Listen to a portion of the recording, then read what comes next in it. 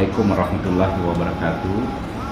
Tentara Nasional Indonesia, sosok yang dicintai, disegani, dan dihormati. Mengabdi tiada henti, memerdekakan negeri, menjaga tanah ibu pertiwi, bergerak bersama rakyat, menciptakan kedamaian dan kenyamanan berkehidupan di bumi Indonesia yang kita cintai.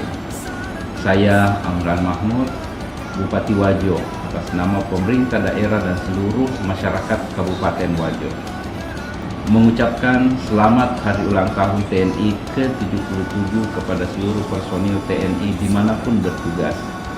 Mari wujudkan TNI yang profesional, bekerja dengan kehormatan, menjaga kedaulatan dan keamanan tanah air, mempererat persatuan dan kesatuan bangsa dalam bingkai Bhinneka Tunggal Ika.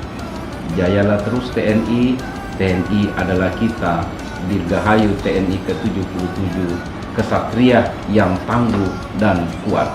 Wassalamualaikum warahmatullahi wabarakatuh.